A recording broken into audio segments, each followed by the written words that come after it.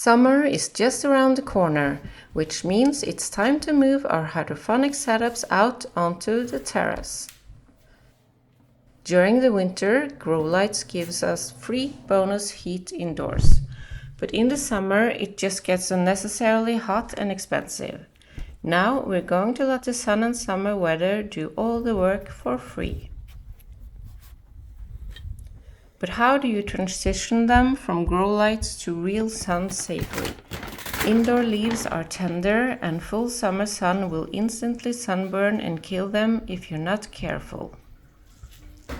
Here is how I did it. The first few days the plants only get 1 hour in the shade outside. Instead of carrying boxes back to the grow room, I just leave them inside the terrace door.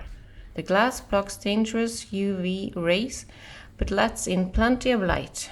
Indoors, I used plastic domes to lock in the humidity. After a week, they stay out on the terrace 24/7, thriving in their Kratky box without any indoor lights.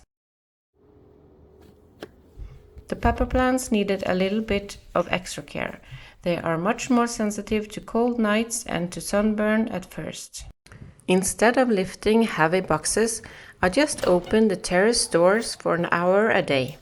It lets fresh air and light in, giving the peppers a gentle start. Do this for 1 to 2 weeks. Peppers love heat, so if night temperatures drop below 10 degrees Celsius, just bring them back inside so they don't freeze. It looks absolutely beautiful out here now. Save some money, turn off the indoor lights and let nature do the rest. Let me know in the comments if you moved your setup out yet. Enjoy summertime!